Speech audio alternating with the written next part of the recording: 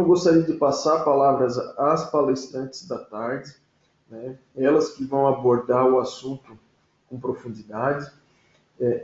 Fiquem à vontade para tratar, seja desses temas que eu coloquei, seja de outros temas que vocês entenderem relevantes. Eu passo, então, primeiro a palavra a Denise, querida amiga, que tenho acompanhado aí desde que eu iniciei na área do direito eleitoral, lá em 2008, na eleição de 2008, sempre nos atendendo muito bem no TRE de Santa Catarina, colega da Abradep. Fique à vontade, Denise, para a sua exposição. Obrigado. Obrigada, Pierre, querido amigo. É um prazer enorme estar nesse evento e eu dizia antes que ele entrasse ao ar propriamente dito que a saudade é enorme do Congresso Catarinense de Direito Eleitoral presencial, que nós sempre estamos juntos, né? Mas com certeza é uma alternativa excelente essa que temos diante de nós. Eu agradeço o convite ao doutor Paulo Freta, que é o presidente da Comissão de Direito Eleitoral, meu querido amigo Pierre, querida amiga Ana Márcia. Lá vamos nós de novo, Ana Márcia, falar de pré-campanha, porque o Pierre agora nos provocou a respeito, né? E eu acho que eu vou ser uma pessoa um tanto quanto isolada aqui entre os três, porque nessa matéria de pré-campanha, Pierre, eu não tenho muitas dúvidas, muito pelo contrário, assim, eu tenho algumas convicções de que a legislação eleitoral ela não nos dá amparo para gastos de pré-campanha. O que nós temos hoje e que talvez induza a essa conclusão que por vezes pode ser perigosa por em prática, são duas decisões do Tribunal Superior Eleitoral, uma relator o ministro Fux, uma mais recente, outra, né? Relator o ministro-presidente, ministro Barroso, em que estavam discutindo a questão específica da propaganda.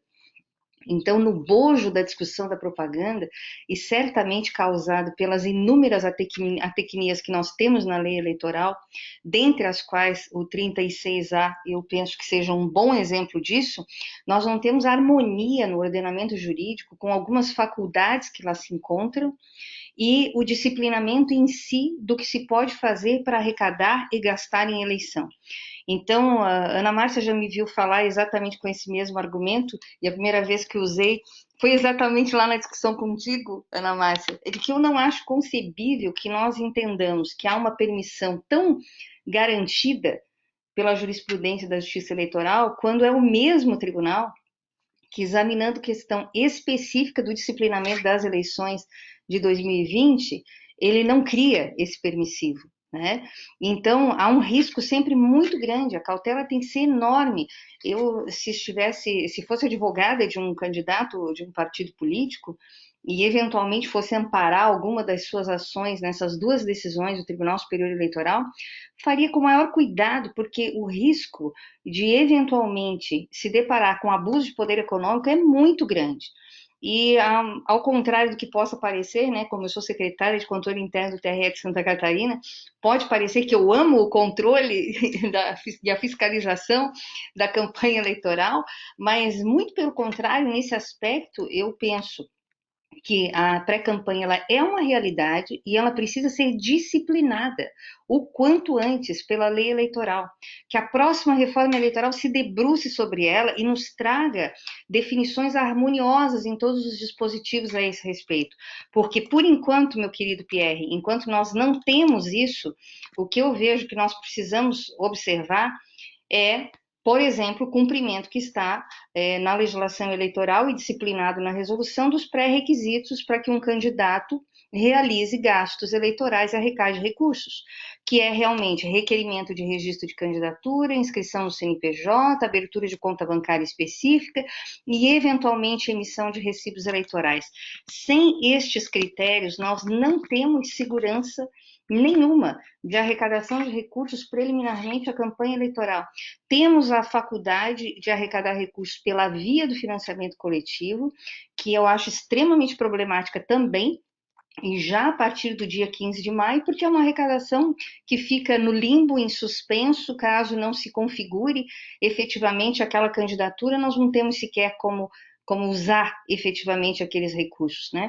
Então, hoje, na pré-campanha eleitoral, o gasto que é feito sem sustos e sem nenhum tipo de eventual responsabilização do candidato é, de fato, o gasto em que o partido político demonstra que aquele gasto realizado tem interesse seu e não o interesse individual. Porque mesmo a caracterização do gasto médio, Pierre, como você levantou, numa eleição municipal em que a circunscrição varia do município de Urubici, minha terra natal, que não tem 9 mil eleitores, até o município de São Paulo, fica muito difícil imaginar qual é o gasto médio em cada circunscrição que lhe daria ampla segurança e certeza quanto à regularidade e à realização desses gastos. Hoje o que nós temos é isso, é a observância desses requisitos que acabei de mencionar e que também existem para os partidos políticos e que são de todos conhecidos. E eu não vou me debruçar sobre eles, mas eu vou chamar a atenção para um ponto que eu penso que seja crítico em relação aos pré-requisitos para os partidos, que é o funcionamento regular. Registro, por óbvio, todos os diretórios nacionais têm, mas a anotação partidária regular junto ao Tribunal Regional Eleitoral, órgãos estaduais e municipais, é uma questão que hoje nós precisamos discutir profundamente, porque depois da ADI 6032, em que o Supremo Tribunal Federal considerou inconstitucional a forma pela qual a sanção estava sendo aplicada pela Justiça Eleitoral, que forma é essa? A forma do trânsito em julgado das contas que são julgadas efetivamente não prestadas, e para isso passa a prever a observância de um procedimento específico com esta finalidade, nós temos no Brasil hoje uma impressão de que tudo está absolutamente regular e não está. O que nós tivemos foi um levantamento provisório das suspensões de anotação partidária que podem ser novamente aplicadas a qualquer momento. Basta que o Tribunal Superior Eleitoral conclua, enfim, o procedimento que está sendo estudado neste exato momento. Ontem, inclusive, estava sendo discutido no TSE, entre os grupos técnicos, né, de normas, por conta de que a própria ADI 6032 previu a aplicação do artigo 28 da Lei 9.096, e esse dispositivo não é aplicável, porque ele refere-se a cancelamento de estatuto e de registro de diretório nacional.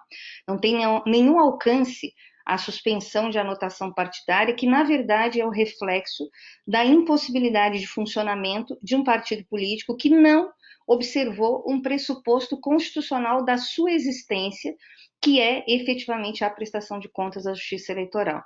Então, obviamente, nos processos jamais discutiremos isso, porque a decisão do Supremo Tribunal Federal ela está firmada e é este o caminho que terá que ser seguido, mas eu, examinando como acadêmica, como estudiosa do assunto, os pressupostos da decisão em si, acho muito difícil sustentar-se que nós não estávamos diante de um processo judicial em que houvesse sido garantido contraditório e ampla defesa, porque justamente aquele procedimento voltava-se à apuração do dever ou não cumprido de prestar contas à Justiça Eleitoral. Então, para os partidos políticos, eu vejo que este é um ponto crítico nesta eleição.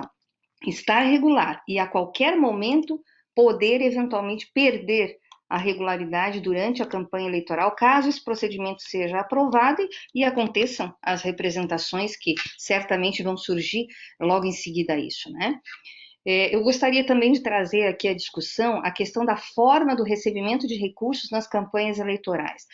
Tenho visto nos processos em que trabalho no tribunal e também de todos os eventos que participo e aulas que ministro também a respeito, que não há um cuidado muito grande nem de candidatos e partidos políticos sobre a forma de recebimento dos recursos. Há uma preocupação grande com a fonte vedada ou não do recurso, mas não com a forma pela qual esse recurso ingressa na campanha.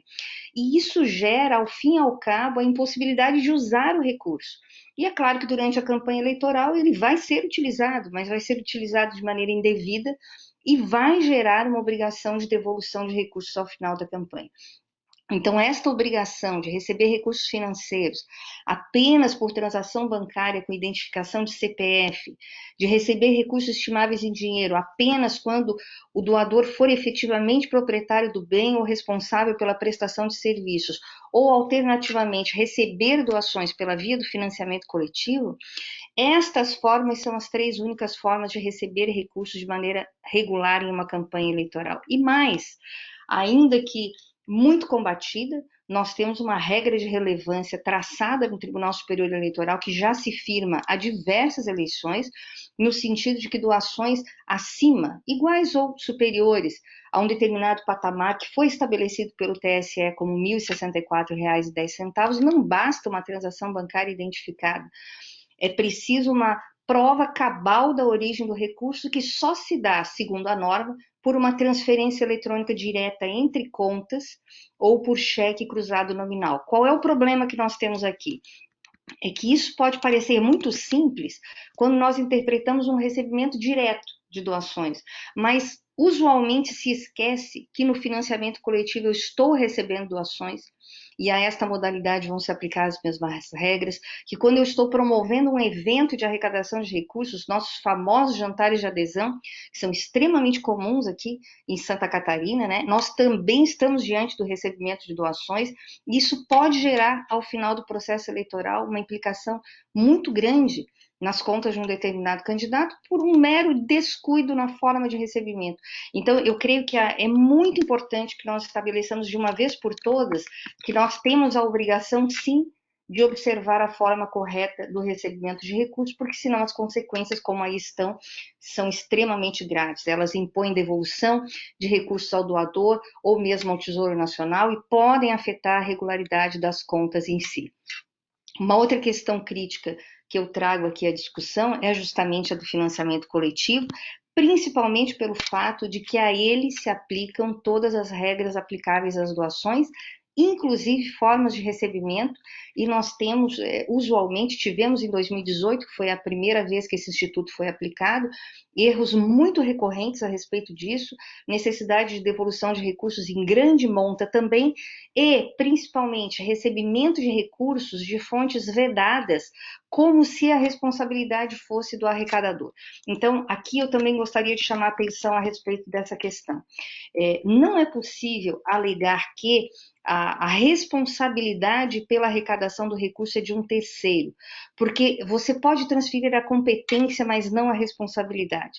A responsabilidade pela licitude dos recursos será sempre do candidato e do partido político. E aí o financiamento coletivo, além de todos os problemas de ser possível em uma pré-arrecadação, quando nós não temos disciplinamento de pré-candidaturas do Brasil, ela se concentra aí, porque na verdade o candidato ou o partido, eles estão terceirizando a arrecadação de recursos e com isso sujeitando-se a eventuais responsabilizações por irregularidades cometidas pela entidade arrecadadora. Qual é o conhecimento, por vezes, será que é tão aprofundado da legislação eleitoral? Porque para a Justiça Eleitoral ele será um mero contratado, é um prestador de serviços. Se por aquela via houve arrecadação de recursos de uma pessoa jurídica, ou de origem estrangeira, ou a terceira e última hipótese de um permissionário de serviço público que vimos aos montes em 2018, taxistas doando para campanhas eleitorais, o argumento de que foi a entidade arrecadadora quem fez essa captação de recursos, de nada servirá ao processo e vai responsabilizar o candidato e o partido político. É uma prestação de serviços como qualquer outra, contratada por quem quis contratar e poderia ter arrecadado esses recursos diretamente e optou por não fazer. Né? Então, o risco aqui é extremamente grande e as ocorrências são grandes nas eleições de 2018. E aí eu separei uns pontos nevrálgicos e entro aqui na questão que o querido Pierre levantou: autofinanciamento, limite de gastos, gastos com advogados e contadores, uso de recursos públicos e alguns gastos eleitorais críticos. Vou passá-los rapidamente para que possamos ouvir a querida Ana Márcia também. Em relação ao autofinanciamento, sim, Pierre, o limite está extremamente restrito, eu diria que surreal, porque ele está vinculado ao limite de gastos e não ao rendimento que um eventual candidato tivesse ou ao total do limite de gasto que sempre lhe foi permitido. E aí nós temos claramente um conflito com os parâmetros de doações de pessoas físicas. Ora, se eu tenho em uma campanha eleitoral uma pessoa física que pode doar mais do que o maior interessado na campanha eleitoral, que é o próprio candidato, eu estou aqui criando as condições perfeitas para o Caixa 2. E isso é extremamente negativo de qualquer ponto de vista que se observe, seja do controle social, seja do controle de irregularidade pela justiça eleitoral, que é do ponto de vista técnico legal, seja para o próprio candidato que pode se colocar em uma situação muito difícil. E aí, Pierre, justamente por essa crítica que faço de quase impossibilidade de gerir uma campanha eleitoral com autofinanciamento tão restrito, é que surgem os pensamentos e as hipóteses, mas e se nós tirarmos as doações estimáveis em dinheiro? Sinto dizer, meu amigo, não é possível fazer isso. Porque o autofinanciamento de campanha, como todo o financiamento da campanha, observa uma estrutura rígida que compõe-se sim dos recursos financeiros e daqueles estimáveis em dinheiro. Eu não posso pensar uma parte desses recursos para resolver um problema terrível que o Congresso Nacional causou para a eleição de 2020 e que não se sustentará para a eleição de 2022. Não tenho dúvida nenhuma. Como não tenho dúvidas que as doações estimáveis em dinheiro, sim, elas compõem os limites de gastos, até porque isso está expressamente disposto na resolução 23.607, não temos como escapar dessa questão, infelizmente. Em relação ao limite de gastos, temos o gravíssimo problema de apenas transpor os limites das eleições de 2016 com todos os problemas que eles já tinham lá, ou seja, tendo sido fixados sem nenhum parâmetro técnico específico, eles não têm por fundamento custo de eleição, eleitorado, peculiaridades regionais, nada disso temos. E se temos alguns municípios que vão ter limites de 12 mil reais, pode ser que tenhamos um município ao lado do mesmo tamanho, com limite muito superior, estratosfericamente superior, porque o parâmetro é a eleição municipal de 2016, que tomou como parâmetro a eleição de 2012, em que não tínhamos parâmetro técnico ou legal nenhum. Em relação aos gastos com advogados e contadores, gostaria aqui de deixar minha crítica à perda absoluta que eu acho que temos a partir do novo regramento de transparência e controle social. É claro, a legislação eleitoral assim estabelece, assim a Justiça Eleitoral certamente observará, mas temos uma perda de transparência bastante grande na exclusão do limite de gastos, ainda que o registro seja obrigatório, mas principalmente na descaracterização destes gastos como doações estimáveis em dinheiro. Isso vai autorizar que pessoas físicas façam despesas, façam contratações de advogados e contadores, e aqui não vai uma crítica nenhuma minha, de nenhuma espécie à classe, mas à disciplina. Poderia ser despesas com impressos, despesas com qualquer outra modalidade. Na hora em que a lei diz que se uma pessoa física pagar, isso não é uma doação estimável em dinheiro, isso passa a ser nada. E como nada, não será conhecido, não será declarado, ninguém poderá afirmar a veracidade ou não de uma eventual contratação que tenha sido feita e que vai refugir ao controle de todos, né? E por último, eu gostaria de falar da questão dos recursos públicos, dos fundos públicos, né? Os fundos públicos, partidário e Fundo Especial de Financiamento de Campanha, nesta eleição específica, eles têm uma regulamentação que talvez não tenha chamado muita atenção, mas que é muito importante, que é a proibição de transferência dentro ou fora da circunscrição a quem não esteja coligado ou não pertença à mesma coligação. Então, o TSE traz para a regulamentação eleitoral o interesse jurídico na eleição. Partido político que não está na eleição, e nós só temos duas condições legais de pertencimento à eleição, que é ou o lançamento de candidatos ou a coligação, e eu não estou falando de coligações brancas, porque essas não estão regulamentadas, né? Quem não está na eleição, quem não tem interesse jurídico nela, não pode usufruir dos recursos, não pode transferi-los. Isso vai se equiparar à aplicação irregular de recursos, vai caracterizar o desvio de finalidade, vai impor recolhimento ao Tesouro Nacional e ainda a responsabilidade solidária de quem recebe os recursos. Essa é uma regra absolutamente nova que eu creio que não está merecendo, nas discussões que tenho presenciado e fóruns que tenho participado, a necessária atenção por candidatos e partidos, e é muito importante que isso se faça. E aí temos dois aspectos cruciais de aplicação obrigatória de recursos públicos em campanhas. O primeiro deles é a obrigação de aplicar esses recursos em campanhas femininas, E aqui a grande preocupação que precisa existir nesta eleição é de provar o interesse da candidatura feminina.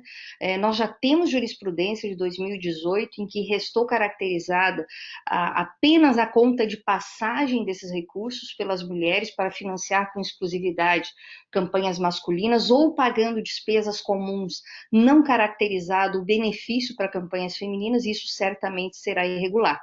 Mas aqui o problema maior se afigura na aplicação obrigatória desses mesmos recursos agora na cota racial. Por que eu digo que aqui nós temos um problema gravíssimo? Porque nós temos, neste momento, uma decisão válida, vigorando, que é apenas cautelar. É uma medida cautelar numa arguição de descumprimento de preceito fundamental, a 738, o relator é o ministro Lewandowski, como todos sabem, que obriga a observância da proporcionalidade de candidaturas negras. Mas qual é o problema que nós temos aqui? Nós já tínhamos um critério anterior sendo de aplicação obrigatória, que é a ADI 5617. Então, essa obrigatoriedade de aplicar recursos nas campanhas femininas vai exigir, caso mantenha-se a obrigatoriedade de aplicação nas cotas raciais, porque nós não sabemos se vai haver julgamento de mérito ou não, né?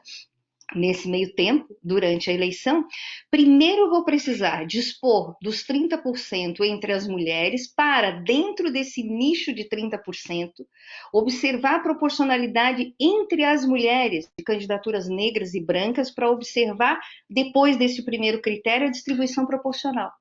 E, em um segundo momento, me preocupar com a distribuição proporcional também nas candidaturas masculinas. Será que isso está tão claro para todos? Eu não acho que esteja. Não acho que esteja, e enquanto não tivermos definição de mérito, o que eu vislumbro no futuro é o cometimento de uma série de irregularidades, uma série de obrigações de devolução de recursos ao Tesouro Nacional, quando eles não vão mais existir. Eles já vão ter sido gastos. Nós vamos verificar isso lá nas prestações de contas. Então, é um problema gravíssimo e penso que aqui o princípio da anualidade foi interpretado pelo Supremo Tribunal Federal como não violado, mas temos uma implicação gravíssima de uma regra nova às portas da eleição. E, por último, teremos 3 gastos eleitorais críticos: impulsionamento, combustíveis e pessoal. Por que eu chamo de críticos? Porque tem uma regulamentação nova e muito rigorosa. Impulsionamento, como estamos basicamente com propaganda eleitoral fortemente na internet, o hábito com o gasto em si, ele não está consolidado. E qual é a prática das redes sociais? É a da venda de créditos. Você paga adiantado, eles prestam serviço depois, e vai ser preciso lembrar que o que não houve de serviço prestado é sobra de campanha. Precisa ser recolhido ao partido político. Isso agora está claramente na resolução do TSE, porque nós nos deparamos com essa prática na eleição de 2018. E se for pago com fundo especial, precisa recolher ao Tesouro Nacional. Combustíveis legítimos só teremos na eleição agora, infelizmente combustível é uma moeda valiosa para compra de voto, né? Só aqueles que ou são aplicados em carreatas e tem limites de combustíveis para isso, 10 litros por veículo, ou combustíveis usados em veículos originariamente constantes das prestações de contas ou para abastecimento de geradores de energia. Ponto. Tudo que for gasto sem esses parâmetros também vai gerar devolução. E, por fim, os gastos com pessoal. Esse exercício de disciplinar de uma maneira mais rígida os gastos com pessoal volta-se a coibir os desvios de recursos do Fundo Especial de Financiamento de Campanha que aconteceram em 2018. Contratações de coordenadores de campanha a pretexto de que todos os gastos com pessoal estivessem concentrados naquela única despesa, por exemplo, não vão ser admitidos.